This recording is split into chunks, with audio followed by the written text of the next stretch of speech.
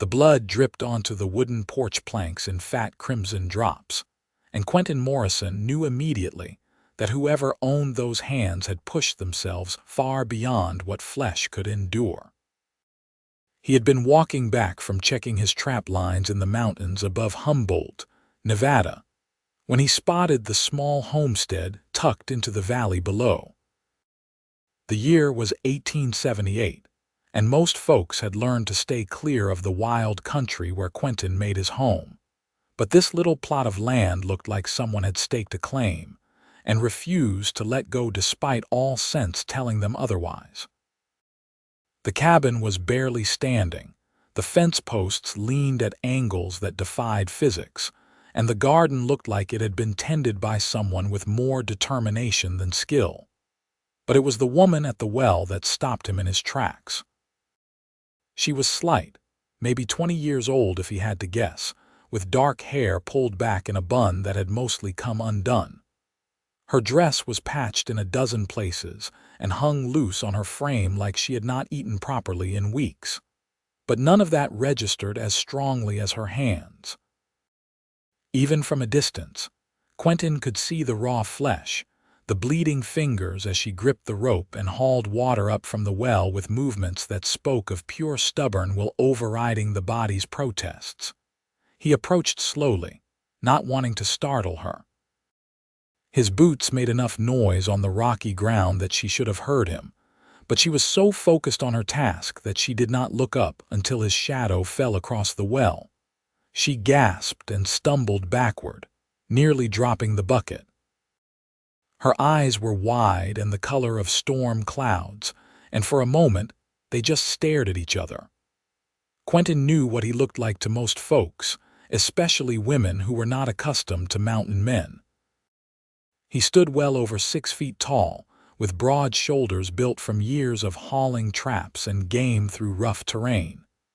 His arms were thick with muscle, his chest broad beneath his worn leather vest and cotton shirt. His dark hair fell past his shoulders, and his beard was trimmed but full. He probably looked more bear than man to her. "I do not mean any harm," he said, keeping his voice low and steady. "I was passing through and saw you needed help." "I am managing fine," she said, but her voice shook, and she was holding her hands behind her back now like she could hide what he had already seen. "Madam, with respect, you are not managing fine at all," he nodded toward the well. "Let me see your hands." "I said I am fine." She lifted her chin, and despite everything, despite the obvious exhaustion and pain, there was steel in her voice that he had to admire. "My name is Quentin Morrison," he said. "I have a cabin about 5 miles north of here, up in the mountains. I have been trapping and living out here for the better part of 10 years, and I know what it looks like when someone is pushing themselves to death. Please, just let me see your hands." She hesitated, and he could see the conflict playing across her face. Pride warred with pain, and finally pain won out. She brought her hands forward, and Quentin had to suppress a wince at what he saw. Her palms were raw and bleeding, the skin torn away in places to reveal the tender flesh beneath. Her fingers were wrapped in strips of cloth that had once been white, but were now stained brown and red. Blisters had formed and burst and formed again. This was not the result of a single day's work, but of weeks, maybe months of labor that hands like hers were never meant to endure. "What is your name?" he asked gently. "Zara," she said after a pause. "Zara Matthews. Miss Matthews, when did you last have a proper meal?" She did not answer, which was answer enough. Quentin looked around the homestead again, taking in details he had missed before. There were no animals, no chickens scratching in the yard, no horse in the lean-to shelter. The garden had vegetables growing, but they were small and struggling.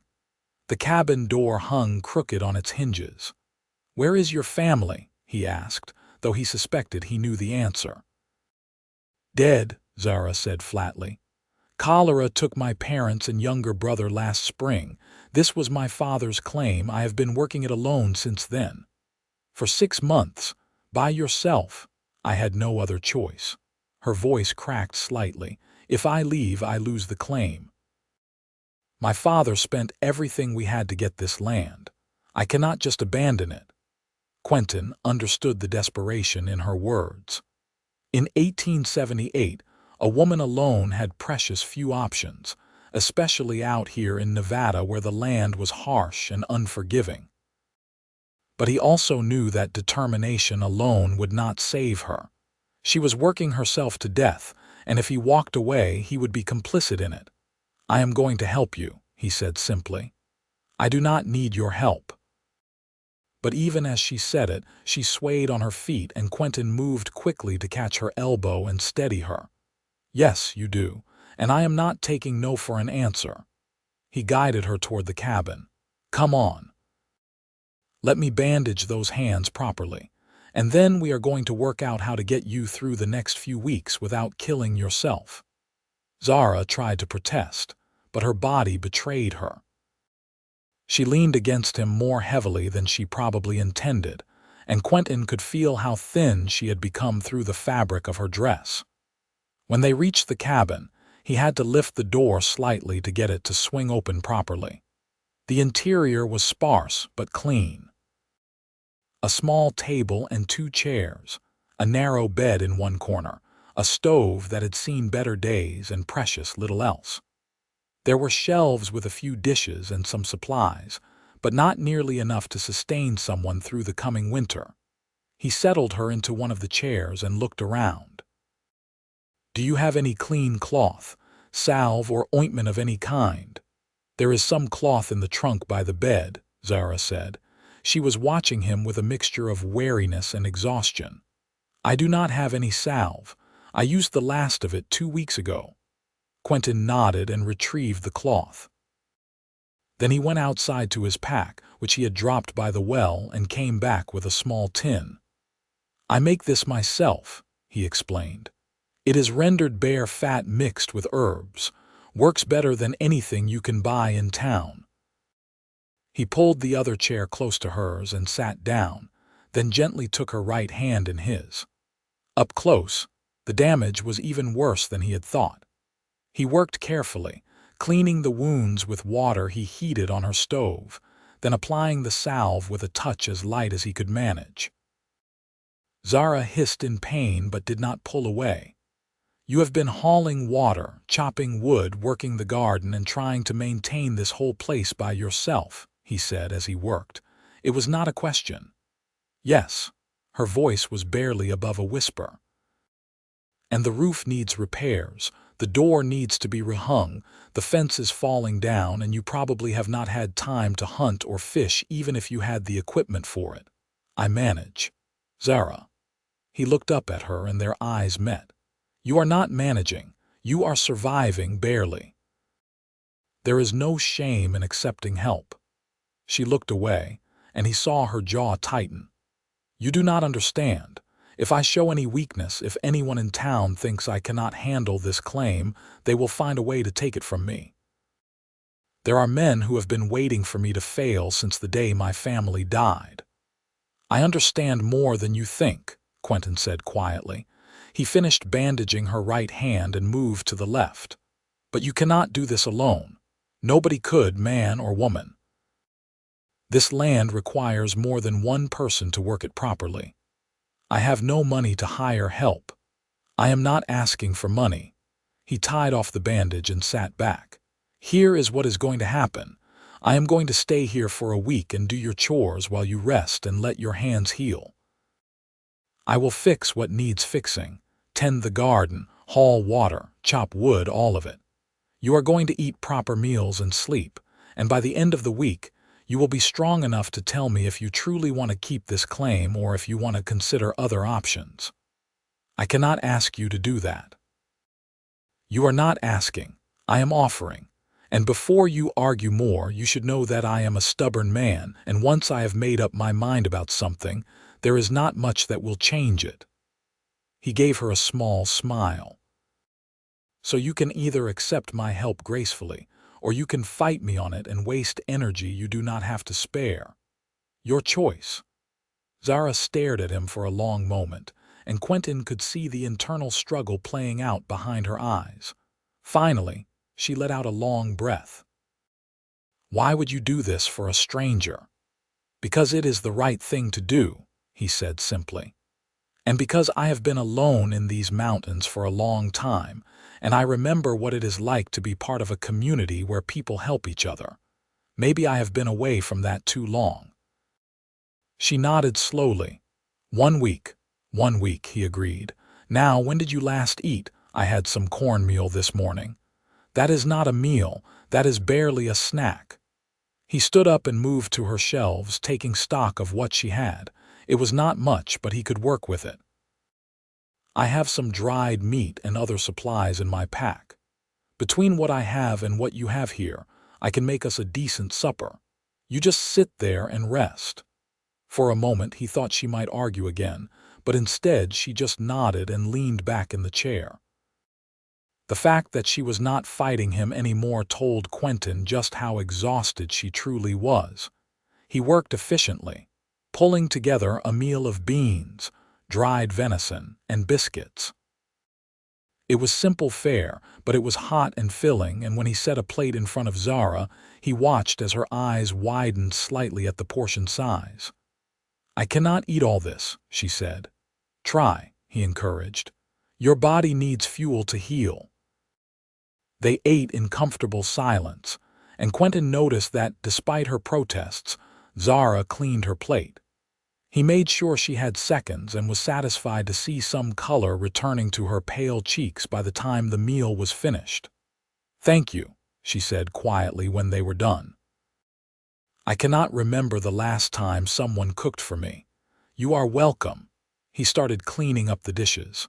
"Now you need to rest. Is there anything urgent that needs doing tonight?" "The animals need to be fed and watered." She paused. "Oh, wait. I do not have any animals anymore. I had to sell the chickens and the horse months ago to buy seed for the garden." Quentin felt a surge of anger, not at her but at the circumstances that had brought her to this point. A homestead without animals was like a body without blood. It could not sustain itself. "Then there is nothing that cannot wait until morning," he said firmly. "Go to bed, Zara. I will sleep outside." "You cannot sleep outside. There are coyotes and mountain lions around here." He almost smiled at her concern. "I have been sleeping in these mountains for 10 years. The coyotes and mountain lions know to leave me alone. I will be fine. There is room in here. The bed is small, but you could sleep on the floor by the stove. It will be warmer." Quentin considered this. He did not want to make her uncomfortable, but he also knew that having him inside would be safer for both of them, and it would ease her worry. "If you are sure you do not mind. After what you have done for me today, it is the least I can offer." He nodded and started making a pallet on the floor using his bedroll and the extra blanket she provided. As he worked, he was acutely aware of her moving around the small cabin, preparing for bed. When she finally climbed beneath her quilt, he extinguished all but one small lamp and settled down on his makeshift bed. "Quentin." Her voice came soft through the darkness. "Yes, thank you, truly. Sleep well, Zara." He lay awake for a while after her breathing evened out into the rhythm of sleep. The cabin was quiet except for the occasional pop from the stove and the sound of the wind outside. Quentin found himself thinking about the woman sleeping a few feet away, about the strength it must have taken to keep going after losing her entire family, about the determination that had driven her to work herself to the bone rather than give up her father's dream. He had meant what he said about helping her for a week, but already he was starting to realize that a week might not be enough. This homestead needed months of work to become truly viable, and Zara needed more than just bandaged hands and a few good meals. She needed someone to stand with her, to share the burden that had been crushing her under its weight. Quentin had spent 10 years alone in the mountains, and he had been content with that solitude. He had his traps, his cabin, the wild country that he knew better than most men knew their own parlors. But lying here in this failing homestead, listening to Zara's exhausted breathing, he felt something shift inside him. Something that had been dormant for a long time was waking up, and he was not entirely sure what to do about it. He fell asleep still thinking about it, and when he woke before dawn, his first thought was of the work that needed to be done. Zara was still sleeping when he slipped quietly outside. The morning air was crisp and cool, carrying the scent of sage and dust. He stood for a moment, surveying the homestead in the growing light, making a mental list of priorities. First, water. He took the bucket to the well and hauled up several loads, filling the barrel inside the cabin and setting extra aside for washing. His hands were calloused and strong from years of work, and the rope did not even begin to chafe his palms. Next, he inspected the garden. The vegetables were struggling in the dry soil, and he could see where Zara had been trying to hand water them with her limited supply. He spent an hour digging an irrigation channel from the well to the garden, using rocks to line it and create a small reservoir. It was not perfect, but it would help. He was working on repairing the fence when Zara emerged from the cabin. She looked better after a full night's sleep, though her face was still drawn with exhaustion. She had changed her bandages, he noticed, and was holding her hands carefully. "You should not be doing all this," she said, walking toward him. "Good morning to you too," Quentin replied, driving another post into the ground. "How are your hands feeling?" "Sore, but better." She watched him work for a moment. "You are serious about this, are not you?" "About helping for a week. I am a man of my word." He straightened up and wiped the sweat from his forehead. "I figure we have about 6 hours of good working weather before it gets too hot. I want to get this fence secure, then move on to your door and roof." "The door is a quick fix, but the roof is going to take some time." "The roof leaks when it rains," Zara admitted. "I have been putting buckets under the worst spots, but it is getting worse. I will patch it today. It will not be perfect, but it will hold through the winter." He looked at her seriously. "But Zara, I need you to be honest with me. What else is wrong? What other problems are you dealing with?" She hesitated, then seemed to make a decision. "Everything. The stove does not draw properly, so it smokes. The well is getting harder to draw from. I think the rope is wearing through. I need to harvest the vegetables soon, but I also need to preserve them, and I do not have enough jars or salt. The winter is coming, and I have no wood split, no meat stored, no way to hunt even if I had the strength." Her voice started to shake. "And there are men in town who keep making offers on the land, and they are getting more insistent, and I know that eventually they are going to stop offering and just take what they want." Quentin felt his jaw tighten. "Has anyone threatened you directly?" "Not in so many words, but I know what they are thinking. A woman alone out here with no family, no protection. They are just waiting for the right moment." "What are their names? Why does it matter?" "Because I want to know who I might need to have a conversation with." Zara looked at him, and something in his expression must have convinced her he was serious. "The main one is Curtis Blake. He owns the ranch about 10 miles west of here. He has been trying to expand his holdings, and my land has water, which makes it valuable. He offered to buy it from my father before he died, but my father refused. Since then, Blake has made several offers to me, each one lower than the last.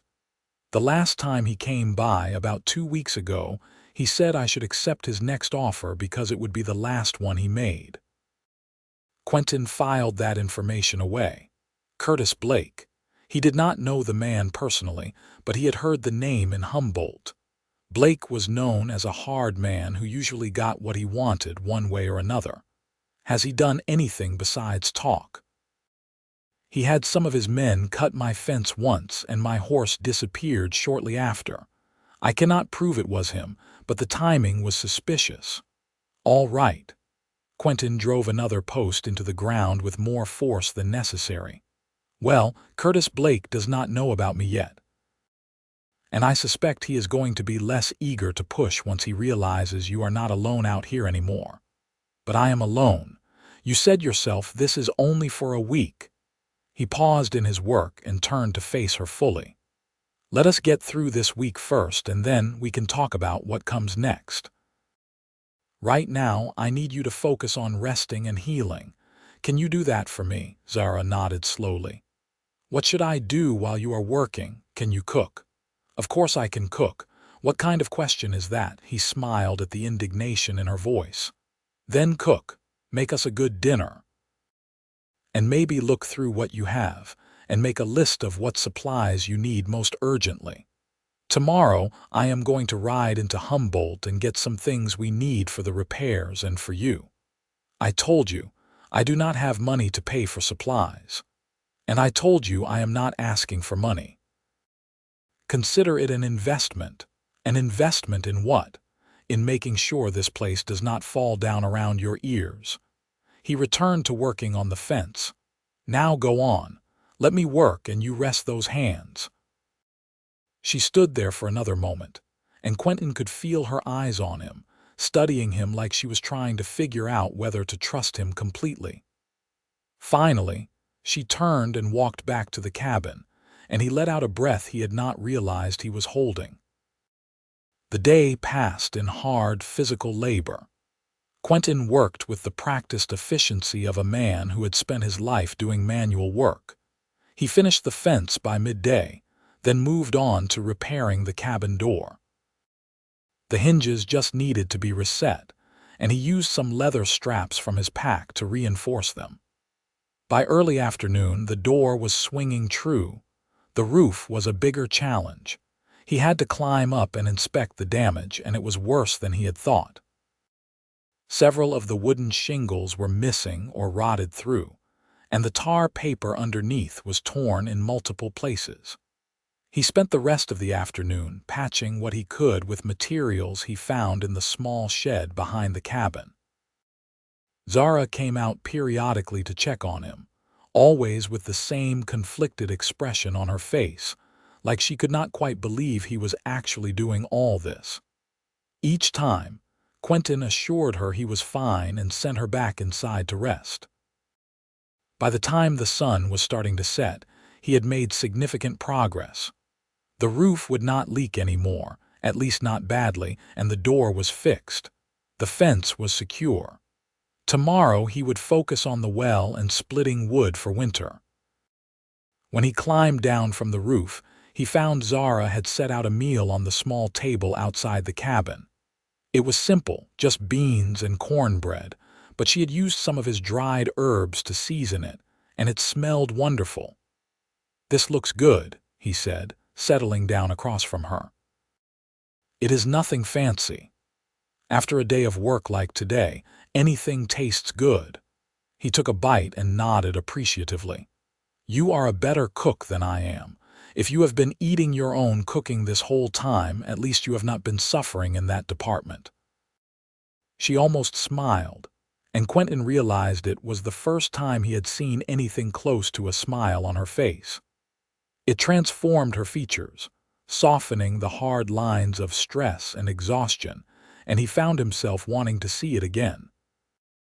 They ate as the sun set, painting the Nevada sky in shades of orange and purple.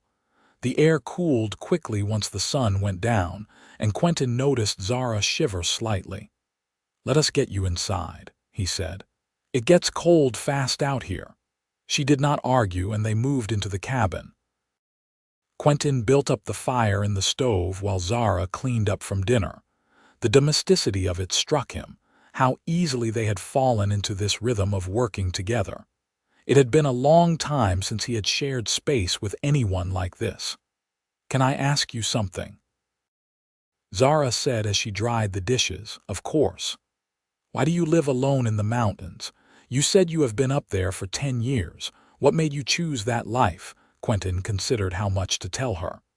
"I was married once," he said finally. "Her name was Sarah. We had a small farm in California near Sacramento. This was back in '68. We were happy, or at least I thought we were. But the farm was not doing well, and I took a job working as a guard on a supply wagon to make extra money. I was gone for 3 months. He paused, the old pain still sharp even after all these years. When I came back, Sarah was gone. She had run off with a banker from town, someone who could give her the comfortable life I could not. She left a letter saying she was sorry, but she could not live like that anymore, always struggling, always wondering if we would make it through the next season. "I am so sorry," Zara said softly. "I sold the farm and left California. Spent a few years drifting, doing odd jobs, trying to figure out what I wanted. Eventually, I ended up here in Nevada, and I just kept going north into the mountains. Found a place where there was good game and water, built a cabin, and stayed. The solitude suited me, or at least I thought it did." "What changed?" "I saw a woman working herself to death and realized I had been hiding long enough." He looked at her directly. "Sometimes it takes seeing someone else's struggle to realize you have been running from your own." Zara met his gaze, and something passed between them, an understanding that went deeper than words. They were both people who had been marked by loss, who had chosen to keep going even when it would have been easier to give up. "I should let you rest," Quentin said, breaking the moment. "Tomorrow is going to be another long day." They settled into their sleeping arrangements, and once again, Quentin lay awake listening to Zara's breathing even out. But tonight, his thoughts were different. He was not just thinking about the work that needed to be done or the problems that needed solving. He was thinking about the woman herself, about her strength and determination, about the almost smile he had coaxed from her at dinner.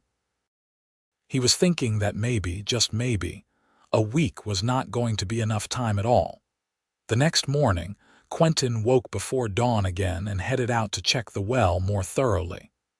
The rope was indeed wearing through, and he replaced it with new rope from his supplies. While he was at it, he reinforced the well's frame and made sure the bucket was secure. When Zara emerged from the cabin, she found him splitting wood with steady, powerful strokes of the axe. He had stripped down to just his shirt, and the morning sun caught the muscles in his arms and back as he worked. She stopped and watched for a moment, and Quentin was aware of her gaze even though he did not look up. "Good morning," he called. "How did you sleep?" "Better than I have in months," she admitted. "Your salve is helping. The pain is much less today." "Good. Keep applying it and do not do any heavy work with those hands for at least another few days." He set down the axe and wiped his forehead. "I am going to ride into Humboldt today." "What do you need most?" Zara had her list ready, and Quentin reviewed it. Most of it was practical stuff like salt, flour, and jars for preserving, but he noticed she had not included anything for herself, no fabric for a new dress or any small comforts. "Is this everything?" he asked. "That is all I can think of. What about things for you? When did you last have a new dress or shoes?" "I do not need those things. The supplies for the homestead are more important." "Zara, you are wearing a dress that is more patches than original fabric. I am getting you at least enough material to make something new. I said I do not need it, and I said I am getting it anyway." He folded the list and tucked it into his pocket. "I should be back by evening. Will you be all right here alone?" "I have been alone for 6 months. I think I can manage one day." He nodded and went to saddle up. He had left his horse, a sturdy buckskin gelding named Buck, in the lean-to. The horse was well trained and patient, used to long days in the mountains. As he was preparing to leave, Zara came up to him. "Quentin, you do not have to do this. The supplies, I mean, you have already done so much." "I know I do not have to, I want to." He swung up into the saddle. "Lock the door while I am gone, and if anyone comes by asking questions, do not tell them anything about me." Just say you have family staying to help out. You think Blake might come by? I do not know, but I would rather be cautious. If he does show up, do not let him in the cabin and do not engage with him more than you have to." She nodded, and he could see the worry in her eyes. "Be safe." "Always am." He tipped his hat to her and turned Buck toward the road to Humboldt. The ride took about 2 hours, and Quentin used the time to think. He had been serious about what he told Zara the night before. Seeing her struggle had made him realize how much time he had wasted hiding in the mountains, nursing old wounds that should have healed years ago. Sarah had made her choice, and it had hurt, but that did not mean he had to spend the rest of his life alone. And there was something about Zara that called to him. Maybe it was her determination, or her refusal to give up even when anyone else would have. Maybe it was the glimpses he caught of the person she had been before grief and exhaustion had worn her down. Whatever it was, he found himself wanting to know more about her, wanting to be the one to help bring back the light he occasionally saw flickering in her eyes. Humboldt was a rough mining town that had seen better days. The silver boom that had built it was slowing down, and many of the businesses had a tired, worn look to them. But there was still a general store, a blacksmith, and a saloon that probably did better business than all the other establishments combined. Quentin hitched Buck outside the general store and went in. The proprietor, a balding man named Henry who Quentin had dealt with before, looked up and nodded in greeting. "Quentin Morrison. Have not seen you in months. Thought maybe the mountain lions finally got you." "Not yet, Henry. I need to place an order for supplies." He handed over Zara's list, and Henry's eyebrows went up as he read it. "This is a lot of stuff. You planning to hole up for the winter early this year?" "Something like that." "Can you fill it today?" "Most of it." "Might take me a few hours to get everything together." Henry gave him a speculative look. "You know, funny thing, word around town is that the Matthews girl is barely hanging on out at that homestead. Some folks are taking bets on how long before she gives up and sells to Curtis Blake." Quentin felt his jaw tighten. "Is that so?" "Yeah. Blake has been talking around town about how it is a shame to see good land go to waste because a woman does not know when to quit. He is making it sound like he would be doing her a favor by taking it off her hands." Henry paused. "Course, Blake is also the kind of man who would not take kindly to someone interfering with his plans. Good thing I am not too worried about what Blake takes kindly to." Quentin pulled out money to pay for the supplies. "I will be back in a few hours to pick everything up. In the meantime, if anyone asks, you have not seen me." Henry counted the money and nodded slowly. "You are helping the Matthews girl, are not you? I am helping a neighbor who needed it." "Well, for what it is worth, I think it is a good thing someone is. That girl has had more than her share of bad luck." Henry tucked the money away. "I will have everything ready for you by 3 this afternoon." Quentin spent the next few hours taking care of other business. He stopped by the blacksmith and ordered a few tools that Zara's homestead needed. He also stopped by the land office and had a conversation with the clerk there about the status of the Matthews claim, learning what he could about the legal requirements for maintaining it.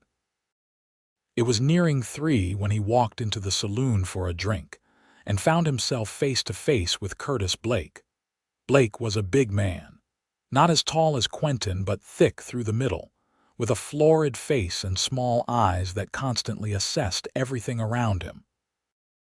He was sitting at a table with 2 of his ranch hands, men who had the hard look of hired muscle. "Well now," Blake said, looking Quentin up and down, "I do not believe I have seen you around town before." "I tend to keep to myself," Quentin replied, moving to the bar. "Is that so? What brings you down from wherever you have been keeping to yourself?" "Supplies." Quentin ordered a whiskey and did not turn around. "Must be quite a lot of supplies. Henry mentioned you placed a big order. You planning to feed an army? So Blake had already been asking questions. That was faster than Quentin had expected. Just stocking up for winter. Where exactly is your place? North. Quentin sipped his whiskey. In the mountains. Funny thing, I heard there was smoke coming from the Matthews homestead yesterday. And I know for a fact that girl is out there all alone, or at least she was last time I checked. Blake stood up and walked over to the bar, positioning himself next to Quentin.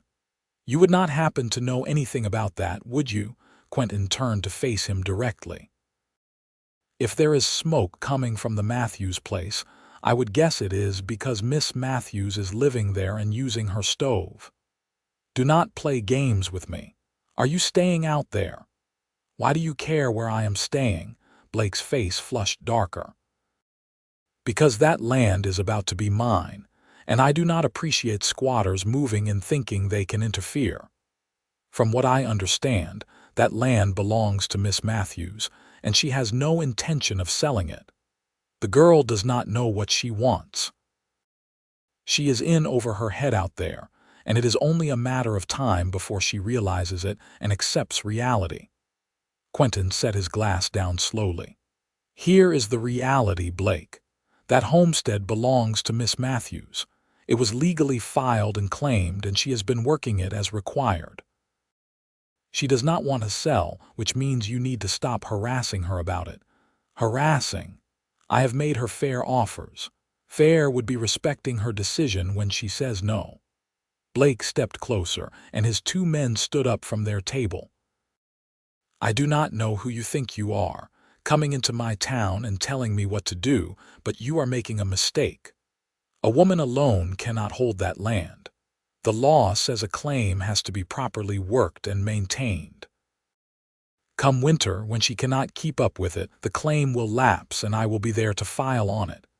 She is not alone anymore, Quentin said quietly, so you might want to adjust your plans. What is that supposed to mean?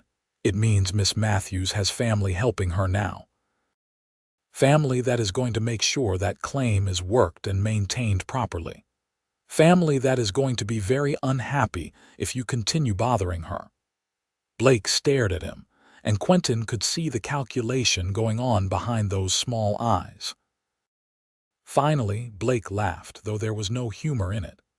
Family. Right. You are not her family. You are just some drifter she is probably paying with the last money she has.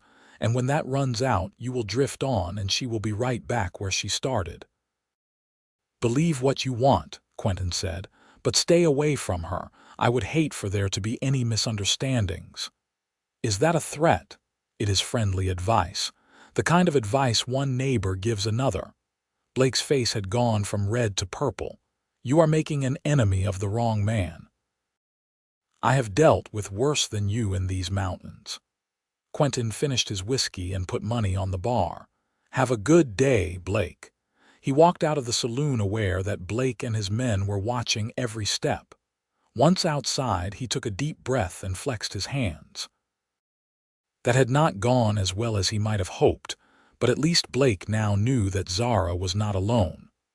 Whether that would be enough to make him back off remained to be seen. He collected his supplies from Henry, loaded everything onto Buck, and started the ride back to the homestead. The sun was setting by the time he arrived, and he was relieved to see smoke coming from the cabin chimney and no signs of any visitors. Zara came out as soon as she heard the horse, and the relief on her face was obvious. I was starting to worry. Sorry, I am later than I planned. I had to wait for some of the supplies. He dismounted and started unloading the packs. Help me get these inside, and then I need to tell you about a conversation I had in town. They carried everything into the cabin, and Zara's eyes widened at the amount of supplies he had brought. Quentin, this is too much. How am I ever going to repay you for all this? We will figure that out later. Right now, I need to tell you that Curtis Blake knows I am here. The color drained from her face. How? Small town, and he makes it his business to know things. I ran into him at the saloon. Quentin described the conversation, watching Zara's expression grow more worried with each word. "He is not going to let this go," she said when he finished. "You do not know Blake like I do. He always gets what he wants one way or another. He only gets what he wants because people are too afraid to stand up to him. I am not afraid of Curtis Blake." Quentin moved closer to her. "But I need to know something. Do you truly want to keep this land, or have you been holding on because you think you have no other choice? Because if you want to leave, if you want to start over somewhere else, I will help you do that. There is no shame in walking away from something that is not working." Zara was quiet for a long moment, her bandaged hands twisting together. "My father loved this land," she said finally. "He used to stand out there at sunset and talk about what it would become, about the life we would build here. After he died, I felt like I owed it to him to make his dream come true. But lately I have been wondering if I am just being stubborn, if I am holding on to something that was never meant to be mine." "What do you want, Zara? Not what your father wanted, not what you think you owe him. What do you want?" She looked up at him, and her eyes were bright with unshed tears. "I want a home. I want to belong somewhere. I want to stop feeling like I am one disaster away from losing everything, but I do not know if this place can ever be that for me. Not alone. You are not alone anymore." The words came out before Quentin had fully thought them through, but once they were said, he knew they were true. "I know we have only known each other for 2 days, but I am not ready to walk away from this, from helping you. If you want to keep this land and make it work, then I will stand with you. We can do this together." "Why?" she whispered. "Why would you give up your life in the mountains for this?" "Because I am tired of being alone. Because I see something worth fighting for here." He reached out and gently brushed a strand of hair away from her face. "Because I think maybe we both deserve a second chance." Zara closed her eyes, and a single tear slipped down her cheek. "I am scared," she admitted. "Of Blake, of failing, of letting you help me and then losing you too. Fear is natural, but we do not have to let it control us." Quentin took her hand carefully, mindful of her injuries. "Let us take this one day at a time. I promised you a week of help. Let us get through that week and then we will see where we stand. No pressure, no expectations beyond that." "Fair enough," she nodded, and when she opened her eyes, there was a glimmer of hope there that had not been present before. "Fair enough." They spent the evening putting away the supplies and making plans for the next few days. Quentin wanted to get the vegetables harvested and preserved before the first frost hit. He also wanted to build up a proper woodpile and make sure the cabin was fully weatherproofed before winter set in. As they worked, they talked. Zara told him about her childhood in St. Louis, about how her father had been a clerk there but had always dreamed of owning his own land. When the Homestead Act offered the chance to claim land out west, he had jumped at it despite her mother's reservations. They had come to Nevada in 1875, full of hope and determination. "The first 2 years were good," Zara said, carefully wrapping preserving jars in cloth. "Hard but good. We were making progress. Then my brother got sick last spring. We thought it was just a bad cold at first, but it turned into cholera. He died within 3 days. A week later my mother got sick. Then my father." Her voice cracked. "I nursed them as best I could, but there was nothing I could do. They were all gone within 2 weeks of each other." "I am so sorry," Quentin said. "That is more than anyone should have to bear." For a while after, I did not want to keep going. Every morning I would wake up and think about just walking away, letting the land go, maybe finding work in a town somewhere as a seamstress or a cook. But every time I got close to actually doing it, I would hear my father's voice talking about his dreams for this place, and I could not make myself leave. "Your father would be proud of you," Quentin said, "for what you have accomplished here under impossible circumstances." "Do you really think so?" "I know so. Not many people have your kind of strength, Zara." She ducked her head, but he saw the pleased flush on her cheeks. They continued working, and as the evening wore on, Quentin found himself stealing glances at her. There was something different in the air between them tonight, a connection that went beyond simple gratitude or companionship. He wondered if she felt it too. That night, as they settled in to sleep, Zara spoke from her bed. "Quentin, can I ask you something?" "Of course." "Do you ever think about what would have happened if your wife had not left? If things had worked out with the farm?" He thought about it. "Sometimes. But I have realized that who I am now is not who I was then. That experience, as painful as it was, changed me. Made me stronger in some ways, made me understand what really matters. If it had not happened, I would not be here right now, and I think maybe I am supposed to be here." "You believe in fate." "I believe that sometimes things happen for reasons we cannot see at the time." "Do you?" "I am starting to think I might," she said softly. "Good night, Quentin." "Good night, Zara." The days fell into a pattern. Quentin would wake before dawn and start on the outdoor chores, working through the morning while Zara rested and tended to lighter tasks inside the cabin. Her hands were healing well, the raw patches closing over and the blisters fading. By the third day, she insisted on helping with the harvest, and though Quentin tried to discourage her, she was stubborn. "I am not going to just sit around while you do all the work," she said, pulling on a pair of thin gloves he had bought in town to protect her healing hands. "I can at least help with picking vegetables." They worked side by side in the garden, and Quentin was pleased to see that, despite her initial struggles, Zara had managed to grow a decent crop. There were beans and squash, potatoes and carrots, even some tomatoes that had somehow survived the harsh Nevada sun. They filled basket after basket, and Zara's face glowed with pride. "I did not think I would have this much to harvest," she admitted. "I was so focused on just getting things in the ground that I did not let myself think about actually having a successful crop. You should be proud." "This is good work." Quentin straightened up and wiped his forehead. "With proper preserving, this will get you through most of the winter." They spent the next 2 days preserving everything they could. Quentin had bought salt in jars and wax for sealing, and Zara proved to be skilled at the work. She moved around the cabin with growing confidence, and Quentin could see her starting to relax, to believe that maybe things really could be all right. On the 5th day, Quentin focused on hunting. He took his rifle and spent most of the day in the hills behind the homestead, returning in the afternoon with 2 mule deer.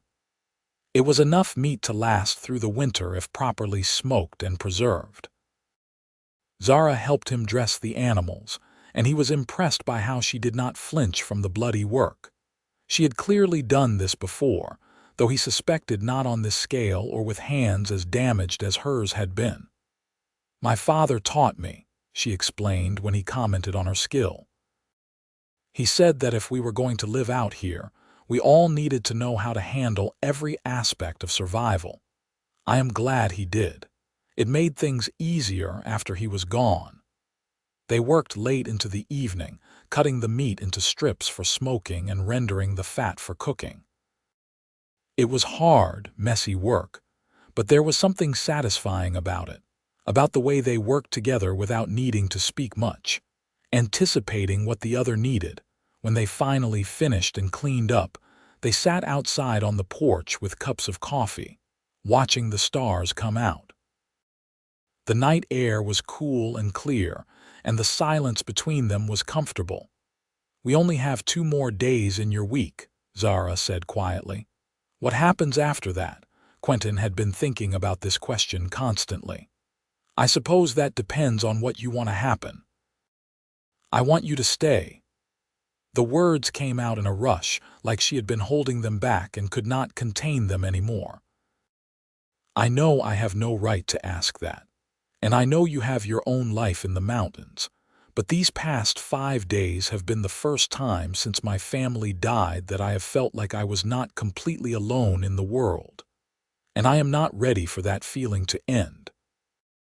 Quentin reached over and took her hand, the one that was less damaged, and threaded his fingers through hers. "I want to stay too," he admitted. "I was going to suggest that I move my things down from my mountain cabin and make this my permanent home, if you would be all right with that." "Really? You would do that?" "Zara, I told you before that I see something worth fighting for here. I meant it. This land, this homestead, it could be something good, and you—" He turned to face her fully. "Getting to know you these past few days has reminded me of what it is like to have someone to care about, someone to work alongside. I do not want to go back to being alone in the mountains." "But what about Blake? What about all the problems this place has?" "We will deal with Blake together." "As for the problems, every place has them. The difference is that now you do not have to face them alone." He squeezed her hand gently. "I am not saying this is going to be easy, but I think we can make it work, if you are willing to try." Zara looked at their joined hands, then back up at him. In the moonlight, her eyes were luminous. "I am willing to try," she said. "More than willing." Something shifted between them in that moment, a silent acknowledgement of what was growing between them. It was too soon to call it love, maybe, but it was definitely more than friendship or simple partnership. It was the beginning of something that could become love, given time and care. Quentin leaned in slowly, giving her time to pull away if she wanted to, but she did not move. When his lips met hers, it was gentle and sweet, a promise of things to come rather than a demand for more. When they pulled apart, Zara was smiling, and it was the first real, full smile he had seen from her.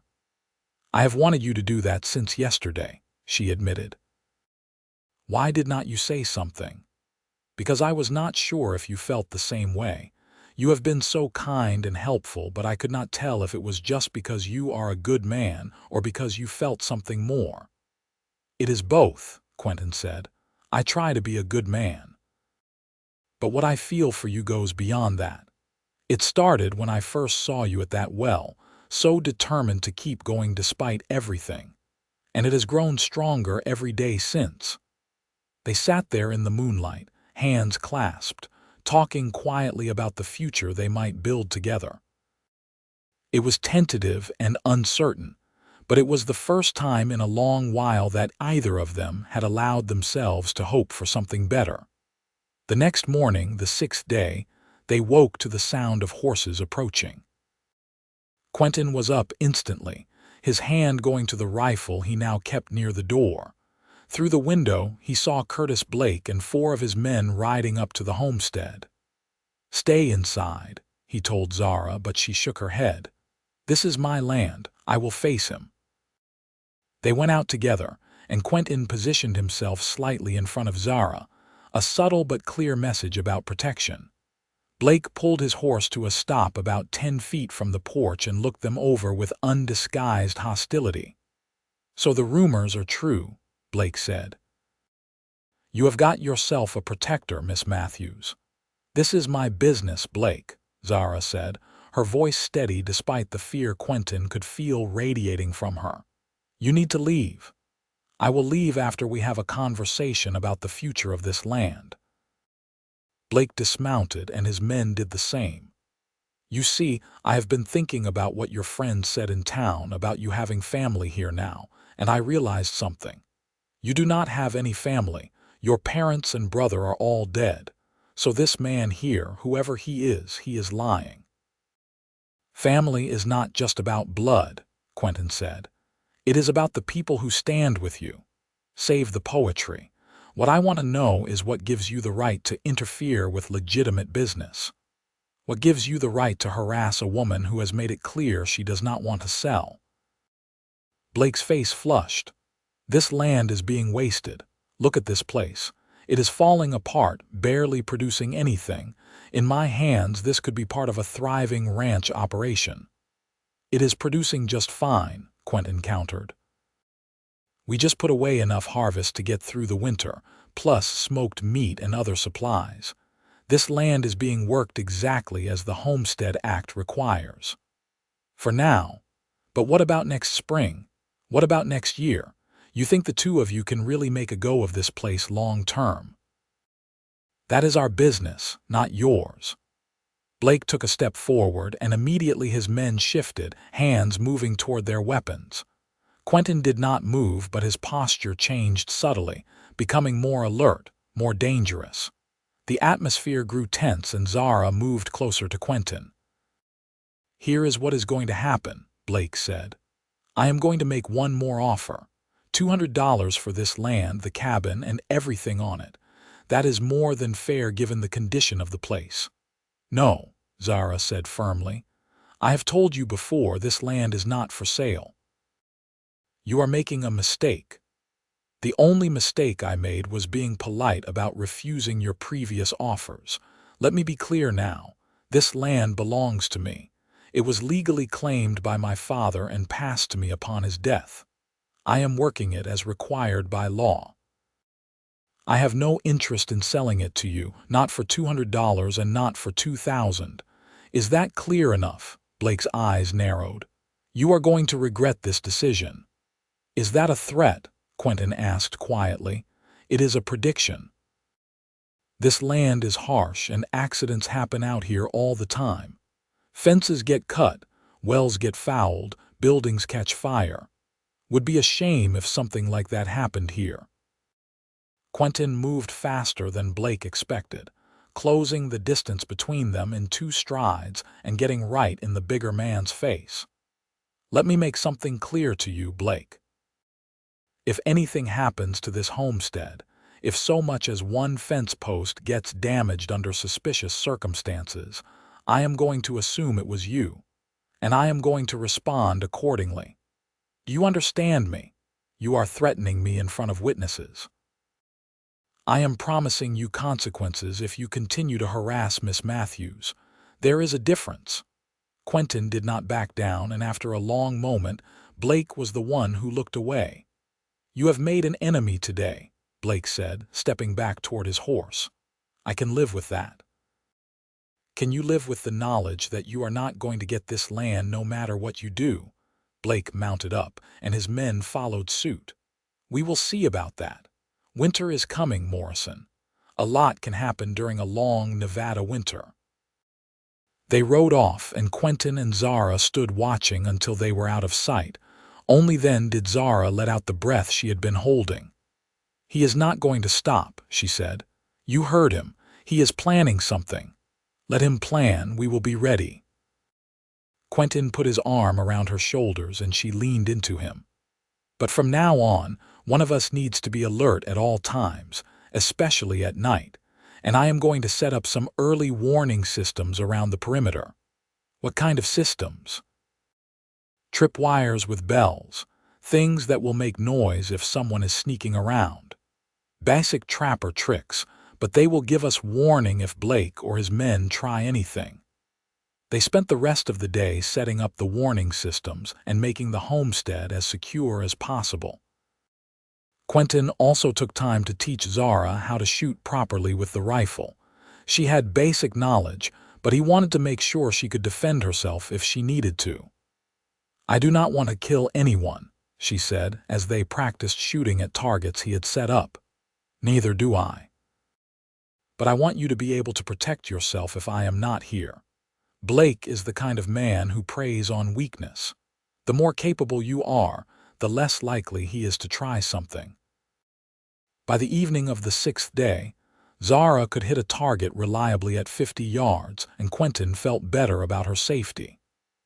They ate dinner together, and the conversation turned to lighter topics, trying to recapture some of the ease they had felt the night before.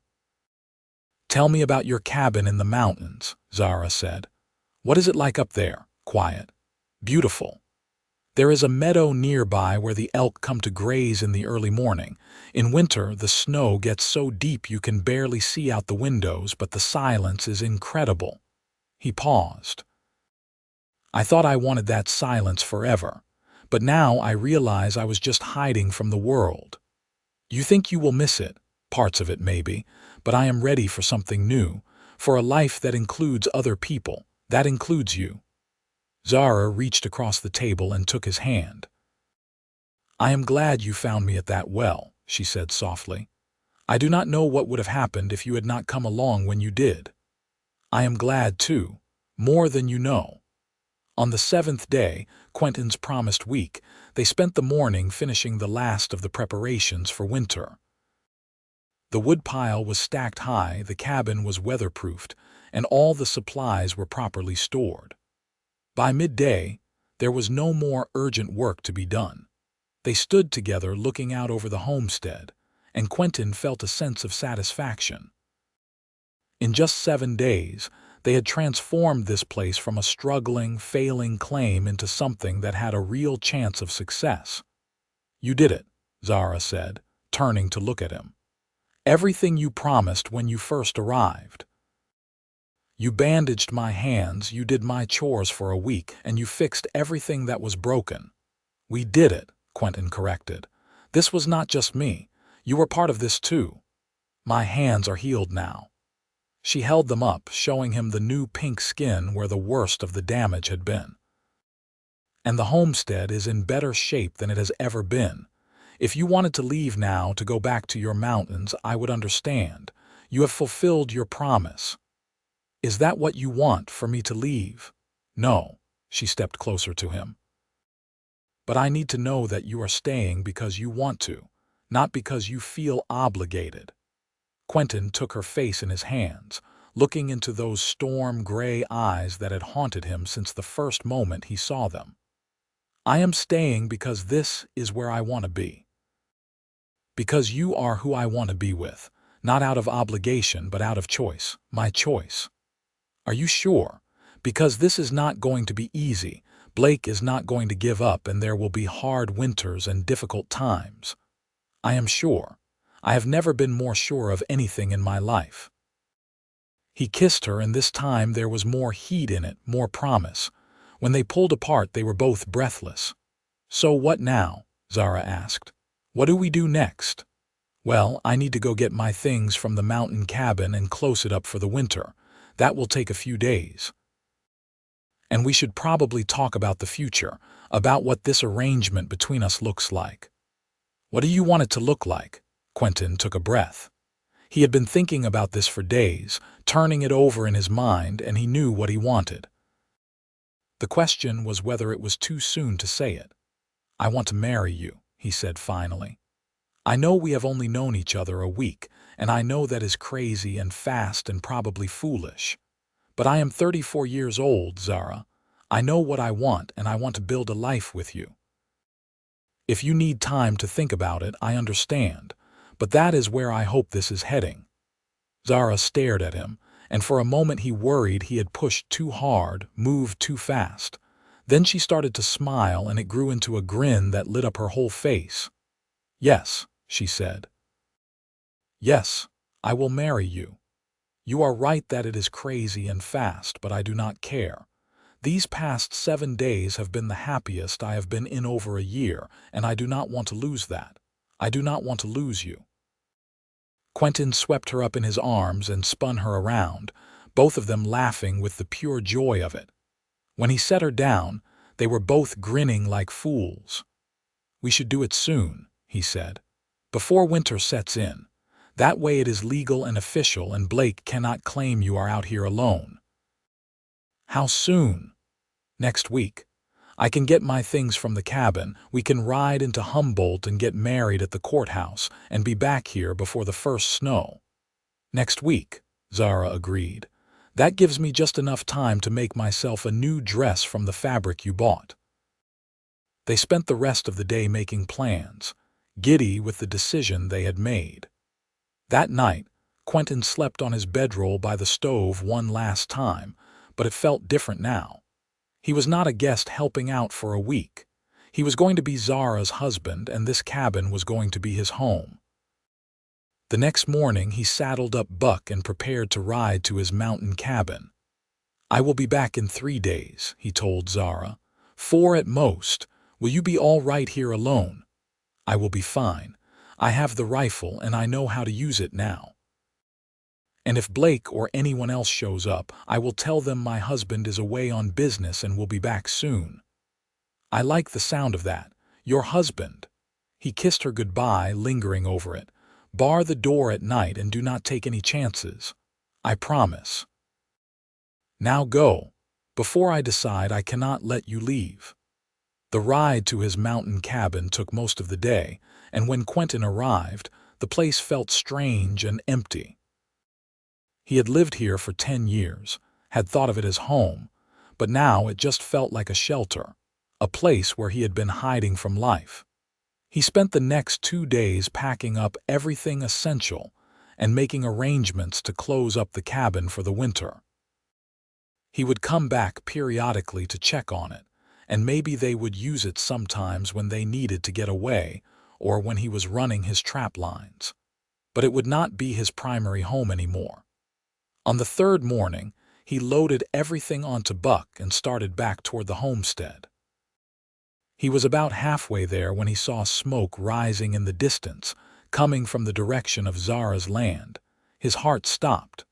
That was too much smoke to be from the cabin stove. Something was wrong. He urged Buck into a gallop, fear driving him forward. Please let her be all right, he prayed to whatever gods might be listening. Please let me get there in time. As he got closer, he could see that it was not the cabin that was on fire. It was the shed behind it, the one where they had stored some of the extra supplies and tools. Flames were shooting up, and he could see Zara trying to fight the fire with buckets of water from the well. He did not even wait for Buck to come to a complete stop before he was off the horse and running toward her. Zara, get back, she turned, relief flooding her face when she saw him. Quentin, the shed, I do not know how it started. I was in the cabin and smelled smoke, and when I came out it was already burning. Were you hurt? Are you all right? I am fine. But we are going to lose everything in there if we cannot stop it. Quentin assessed the situation quickly. The shed was old and dry, and the fire was well established. They were not going to save the structure, but they might be able to save some of the contents if they acted fast. Help me pull things out, he said. But if it gets too hot or dangerous, you back off. Understood? They worked together, hauling bags of grain and tools out of the burning shed. The heat was intense, and the smoke stung their eyes, but they managed to save about half of what was stored inside before the roof collapsed. They stood back and watched as the rest of the shed burned. There was nothing more they could do except make sure the fire did not spread to the cabin or other structures. Fortunately, there was not much wind, and the shed was far enough away that the cabin was not in immediate danger. When the fire finally burned itself out, leaving nothing but smoking ruins, Quentin turned to Zara. Tell me exactly what happened. I was inside making bread. I had been in there for maybe an hour when I smelled smoke. When I came out, the shed was already on fire. I tried to put it out, but it was already too big. She looked at him, and he could see the fear in her eyes.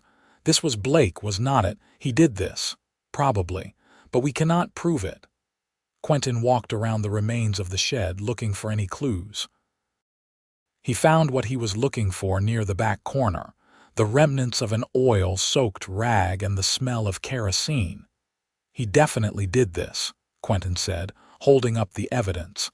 But unless we can prove he or his men were here, it is just our word against his. What do? We finish what we started. We get married, we rebuild, and we make it clear to Blake that this kind of thing is not going to work. He pulled her into his arms. I am just glad you were not hurt. If anything had happened to you while I was gone, I am fine. And I am not going to let Blake scare me off my land. She pulled back and looked at him fiercely. Our land. This is our home now, and we are going to fight for it. Damn right we are. They spent the rest of the day cleaning up the mess from the fire and salvaging what they could.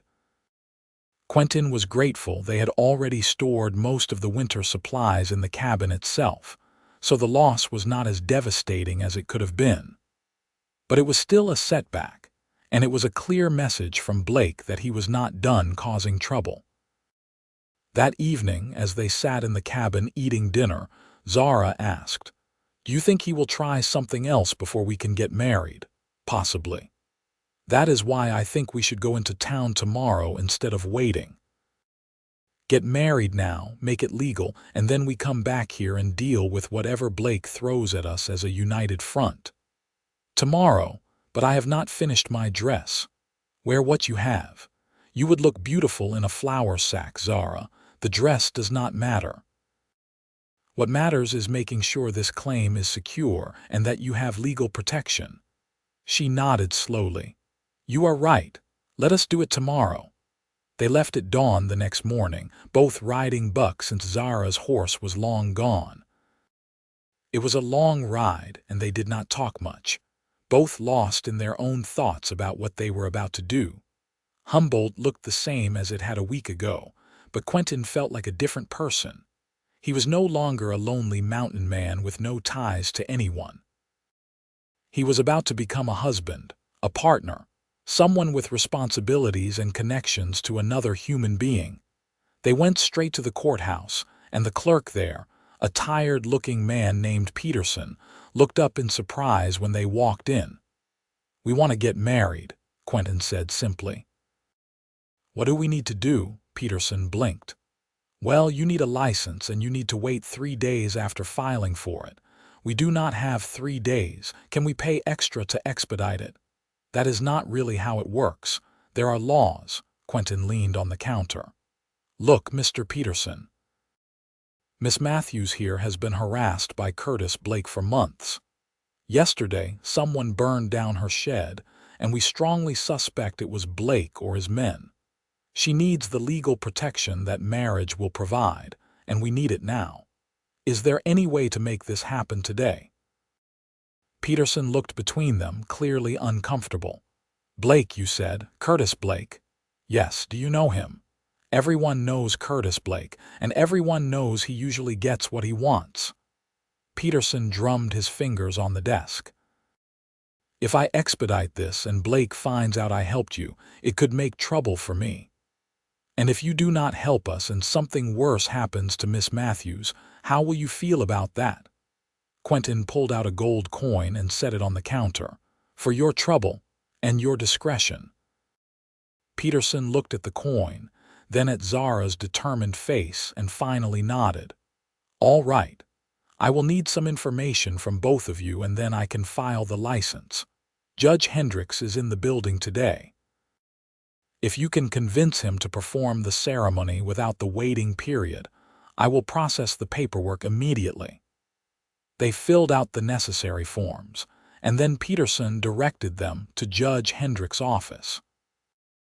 The judge was an older man with white hair and shrewd eyes, and he listened to their story with interest.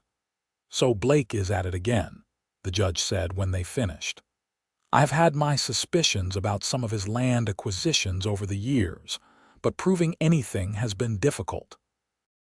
He is careful to stay just on the right side of the law, or at least to make it look that way."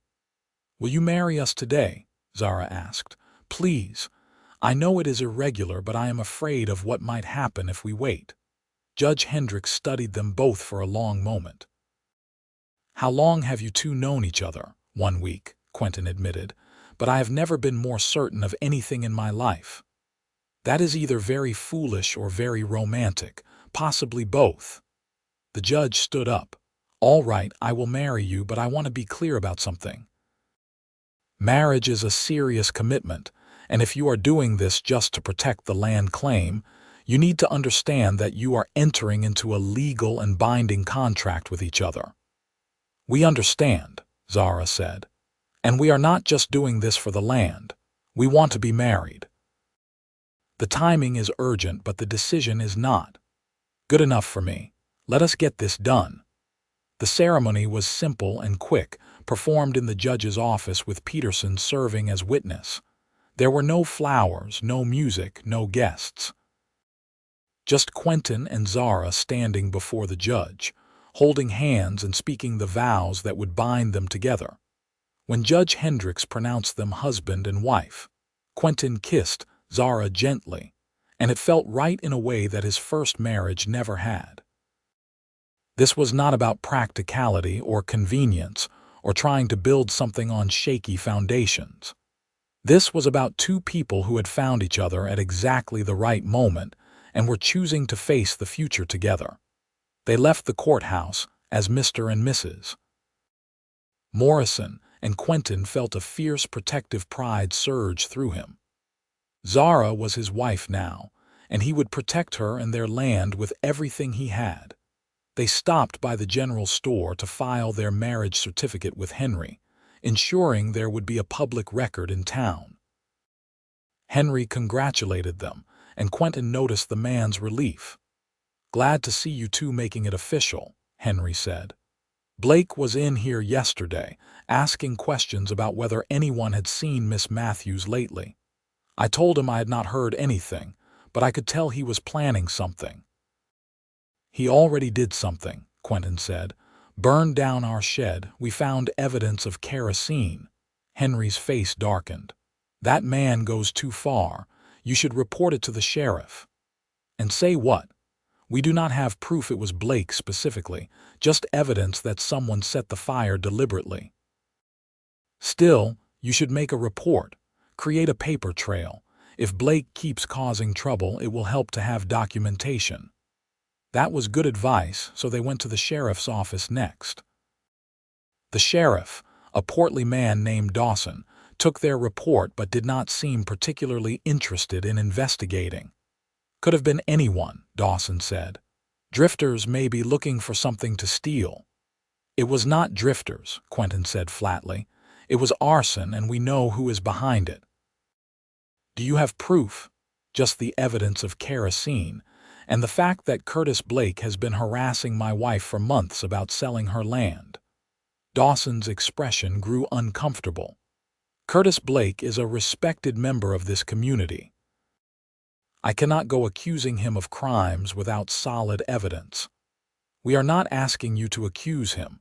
We are asking you to investigate." "I will look into it," Dawson said, but his tone made it clear he had no intention of doing any such thing. They left the sheriff's office frustrated but not surprised. It was clear that Blake had enough influence in Humboldt that local law enforcement was not going to help them. "We are on our own," Zara said as they walked back to where Buck was hitched. "We always were. But now at least we are officially married, and your claim is more secure. Blake cannot argue that you are a woman alone and unable to maintain the homestead." They started the long ride back, and about halfway there, they stopped to rest and water Buck at a small stream. As they sat on the bank, eating some of the food they had brought, Zara leaned against Quentin's shoulder. "I am sorry our wedding day was not more romantic," she said. "You deserved better than a quick ceremony in a judge's office." "Are you kidding? This was perfect. We got married for the right reasons, on our own terms, and we did what we needed to do to protect our future. That is more romantic than any fancy ceremony could have been. When you put it that way, it does sound pretty good." She smiled up at him.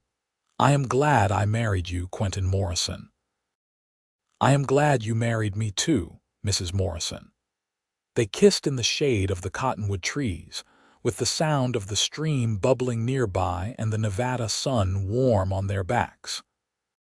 For a moment, all the troubles and worries faded away, and it was just the two of them beginning their life together.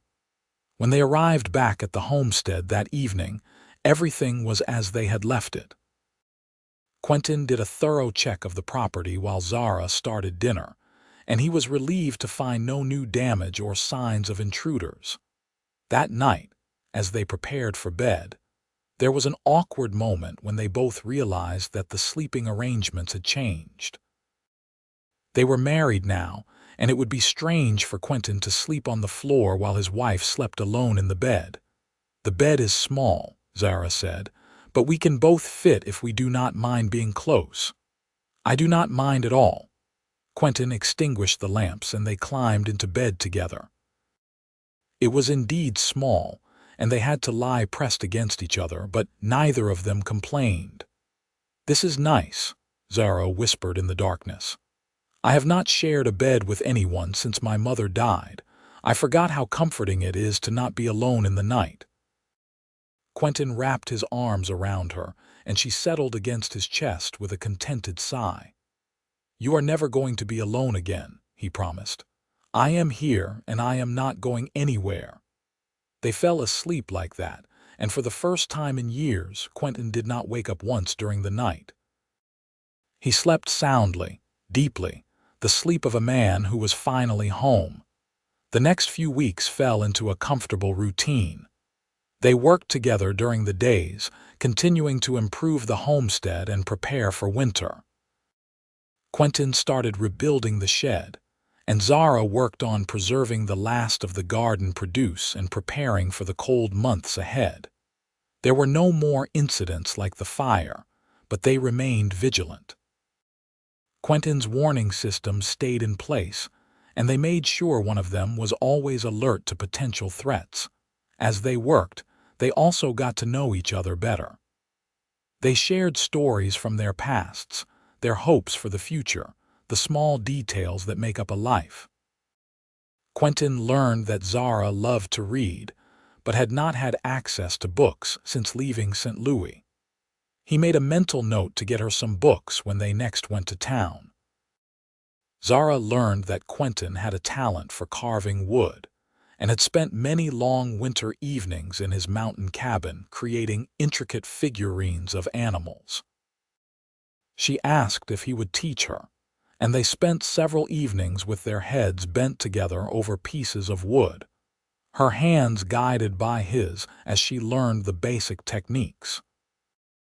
In the evenings, they would sit by the fire, and Quentin would read aloud from the one book Zara had, a worn copy of Shakespeare's plays that had belonged to her mother. His voice was deep and soothing, and Zara would close her eyes and listen, sometimes falling asleep with her head on his shoulder.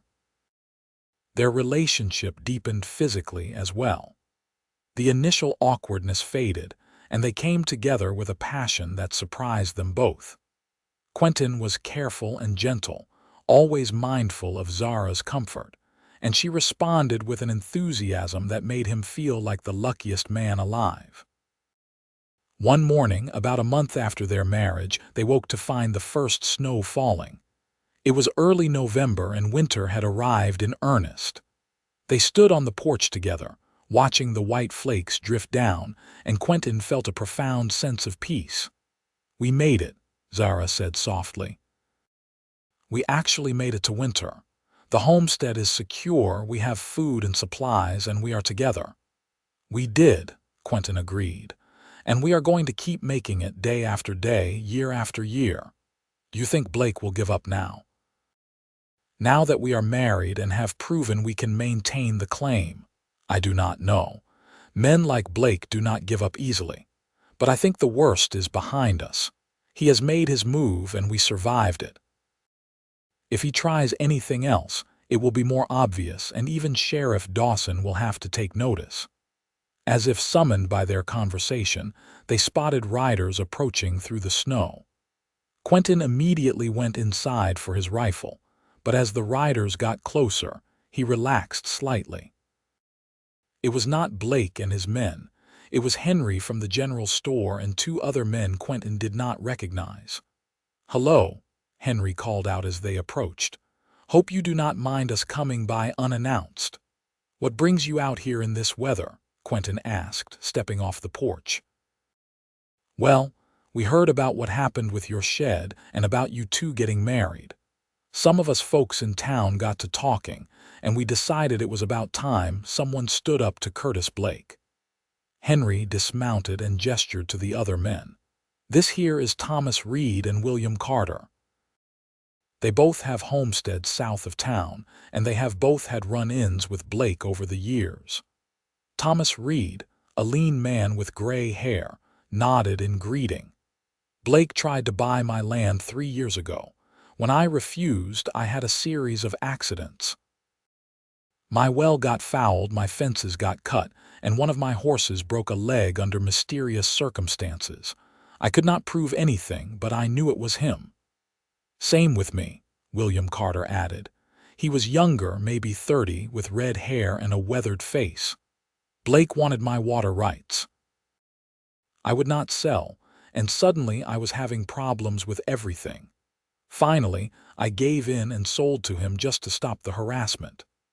I am sorry that happened to you, Zara said, but why are you here now? Because we are tired of Blake thinking he can do whatever he wants, Henry said. And we figured if you two are standing up to him, maybe it is time the rest of us did too. So we came out here to offer our support. If you need help rebuilding or defending your claim, you have got friends willing to stand with you. Quentin felt emotion tighten his throat. After so many years alone, having people offer their support and friendship was overwhelming. We appreciate that more than you know. We could use help rebuilding the shed if you are serious about offering. We are serious, Thomas said. In fact, we brought supplies with us.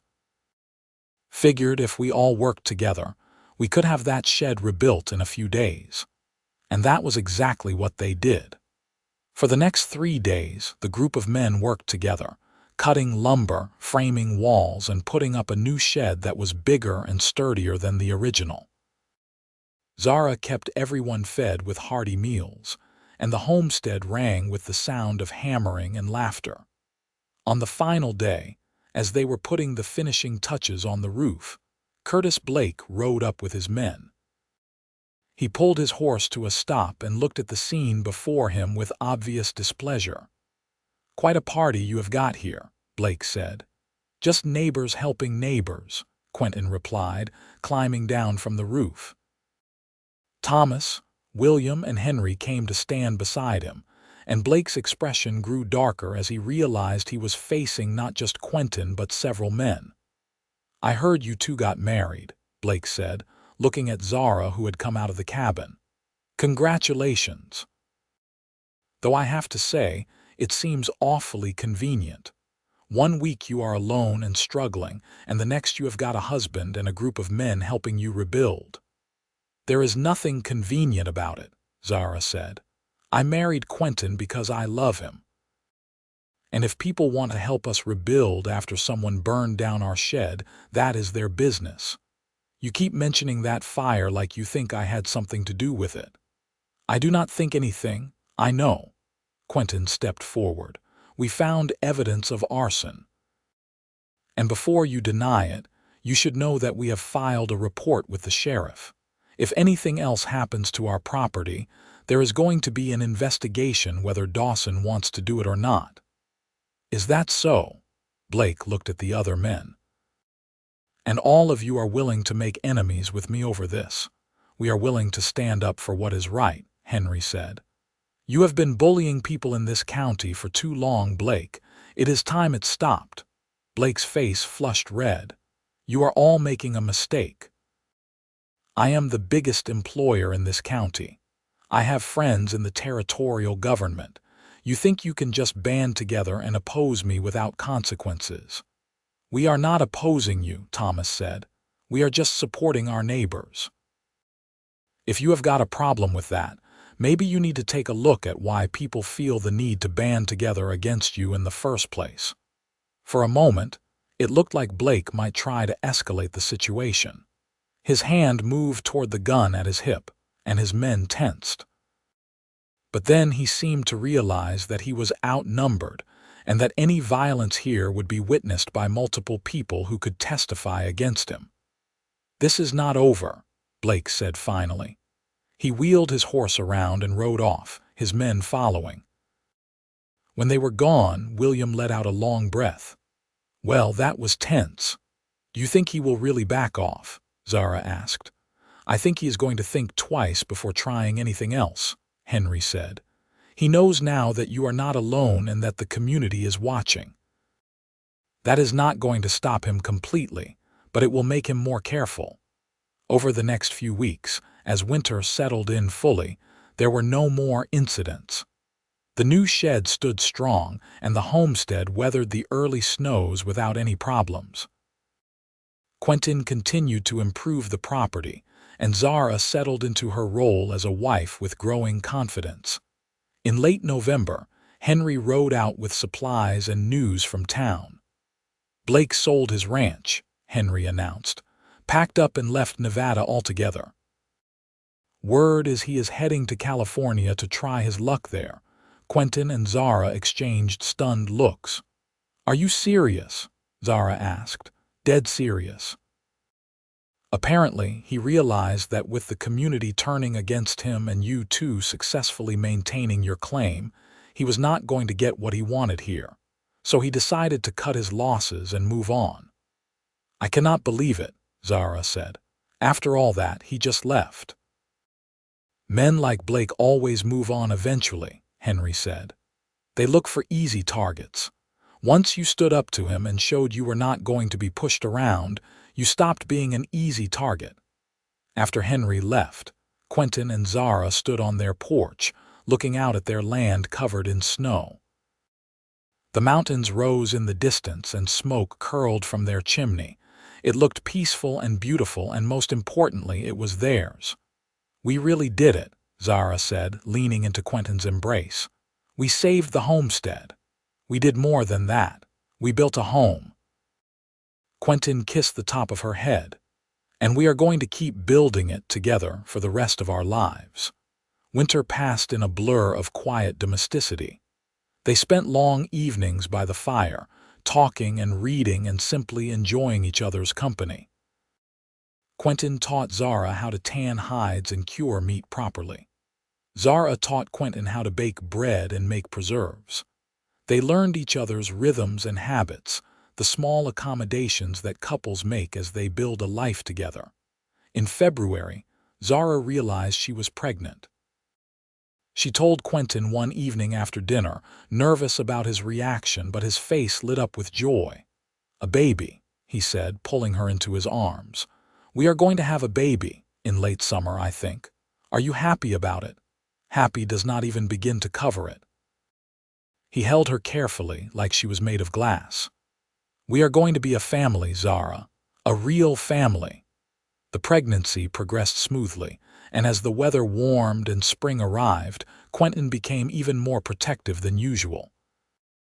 He would not let Zara do any heavy work, and he fussed over her constantly, making sure she ate enough and rested frequently. "I am pregnant, not dying," she would tease him, but secretly she loved his attentiveness. In May, Thomas and William came by with their families, and they spent a day helping Quentin plant the spring crops. The homestead was thriving now, with chickens in the yard and a new horse in the lean-to. Quentin had even started talking about getting a milk cow.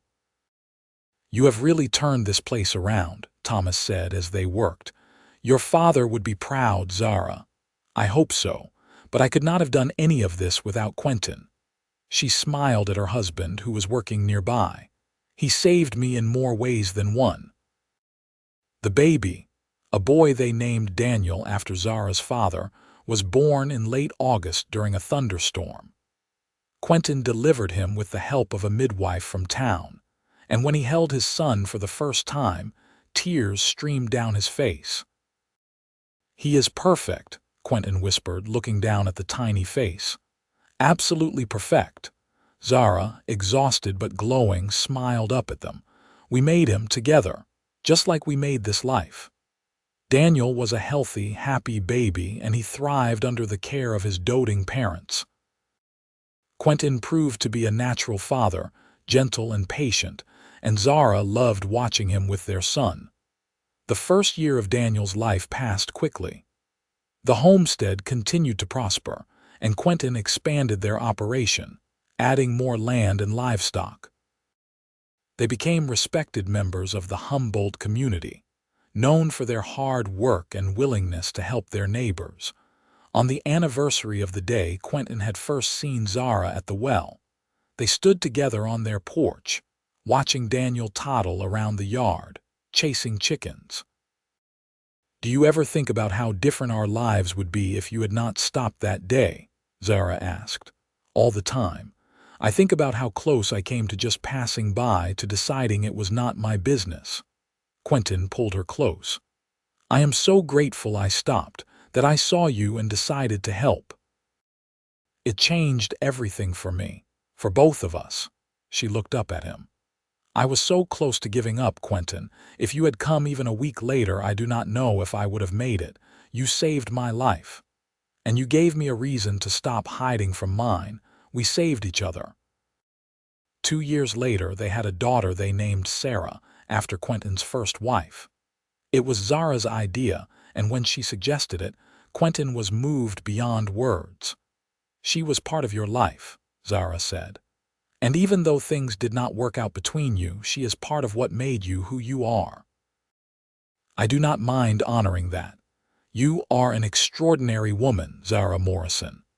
I am just a woman who loves her husband and wants him to be at peace with his past."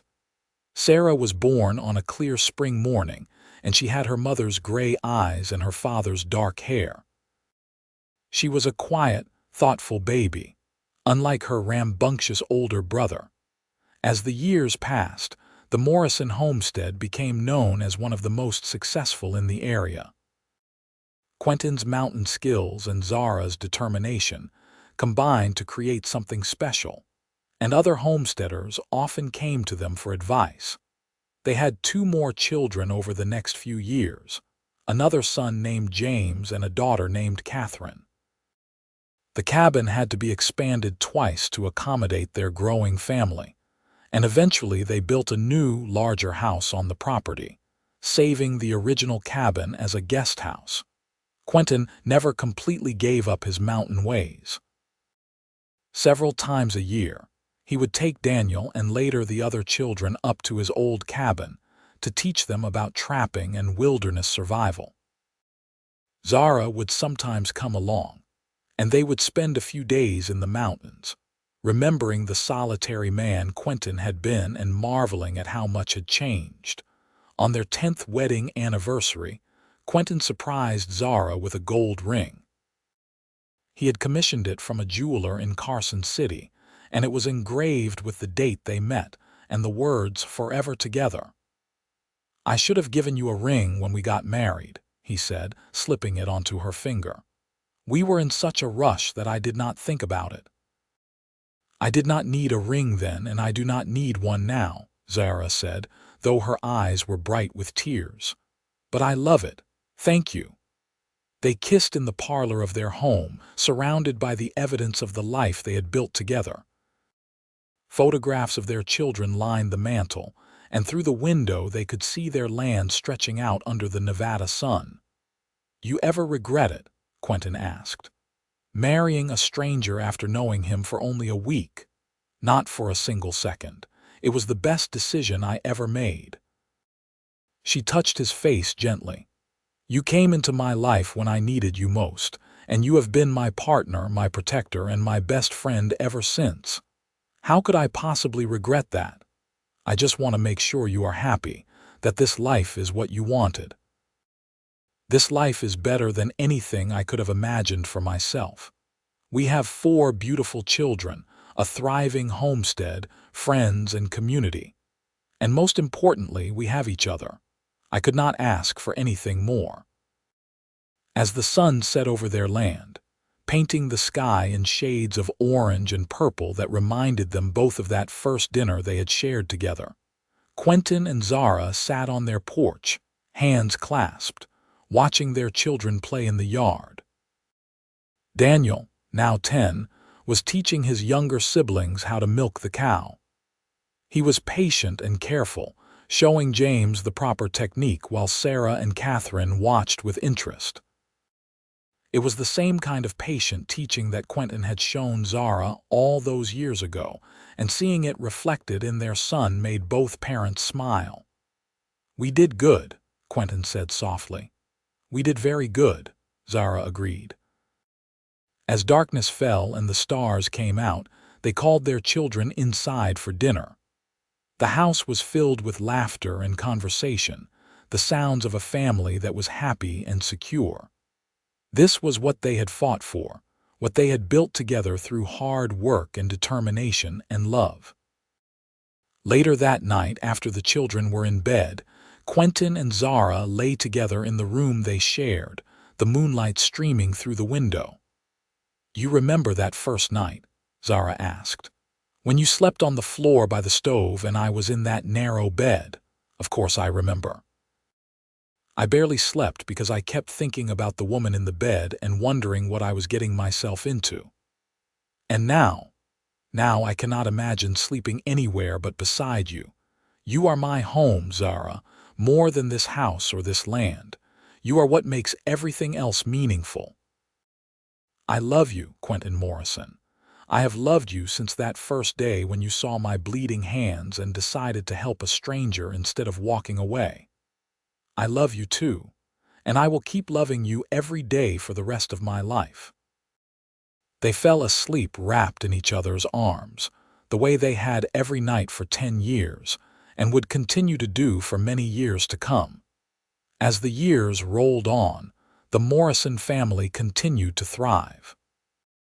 Their children grew up strong and capable, each of them inheriting their parents' determination and work ethic. Daniel eventually took over much of the day-to-day running of the homestead, allowing Quentin and Zara to take things a bit easier as they grew older. Sarah married a young man from town and started her own family nearby. James decided to become a teacher and moved to Carson City, though he came home frequently to visit. Catherine, the youngest, showed a talent for healing and became an apprentice to the town doctor. Quentin and Zara became grandparents, and they loved nothing more than spending time with their grandchildren, teaching them the same skills and values that they had taught their own children. On their 25th wedding anniversary, the whole family gathered at the homestead for a celebration. There were over 30 people there, including children, grandchildren, and the extended family of friends and neighbors who had become like relatives over the years. As Quentin stood on the porch looking out at all these people, all this life and joy that had sprung from a single decision to stop and help a stranger, he felt overwhelmed with gratitude. Henry, now elderly but still sharp, came to stand beside him. "Quite a legacy you have built here, Quentin." "We built it," Quentin corrected. "Zara and I together, and with the help of good friends like you. Still, it is impressive. 25 years ago, this place was on the verge of being abandoned. Now look at it. Thriving homestead, successful family, pillar of the community." Henry clapped him on the shoulder. "Your father would be proud." "I hope so. I try to live in a way that would make him proud." Zara came out then, looking for him. At 45, she was still beautiful to Quentin, though her dark hair now had threads of silver, and there were lines around her eyes from years of smiling. She wore the gold ring he had given her on their 10th anniversary, and it caught the light as she reached for his hand. "They are asking for us to say a few words," she said. They gathered everyone together, and Quentin cleared his throat. "Zara and I just want to thank all of you for being here today. 25 years ago, I was a lonely man living in the mountains with no connections to anyone. Zara was a young woman trying to hold on to her father's dream despite impossible odds. We should never have met, and we certainly should never have fallen in love. But we did, and it changed everything." Zara squeezed his hand and continued. "I often think about what my life would have been like if Quentin had not stopped that day. I was working myself to death, literally, and I was too stubborn and proud to admit it. He saw what I needed and gave it to me without asking for anything in return. That generosity, that kindness, it is the foundation of everything we have built together. The lesson we want to pass on to our children and grandchildren," Quentin said, "is that sometimes the most important decisions we make are the ones to stop, to pay attention, to help someone who needs it. You never know how one act of kindness might change everything. There were tears and applause, and the celebration continued long into the evening. As the sun set over the land they had worked so hard to build, Quentin and Zara stood together, watching their family and friends enjoying themselves, and knew that they had truly succeeded in creating something lasting and beautiful. Years continued to pass, and eventually Quentin and Zara moved into a smaller house on the property, leaving the main house to Daniel and his family. They spent their days in quiet contentment, working in the garden, sitting on the porch, and enjoying the simple pleasures of a life well lived.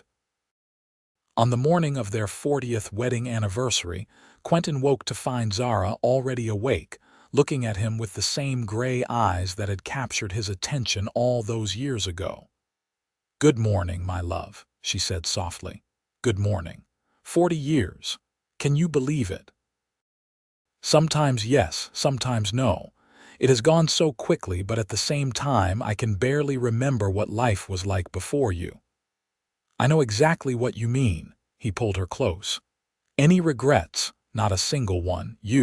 Just that I did not find you sooner. But I suppose we found each other at exactly the right time." They spent the day quietly, visiting with family and friends who stopped by to offer congratulations. In the evening, after everyone had left, they walked out to the well where Quentin had first seen Zara all those years ago. "I still remember every detail of that day," Zara said, touching the well's stone edge.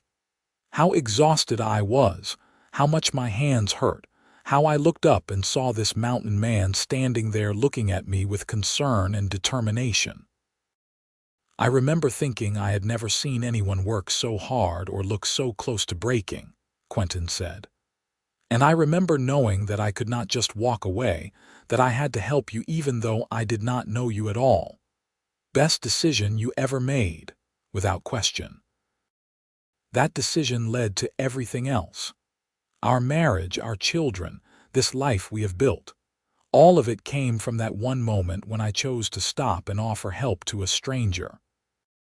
As darkness fell and the stars came out, they walked slowly back to their house, hands clasped, still as much in love as they had been on their wedding day in Judge Hendrick's office.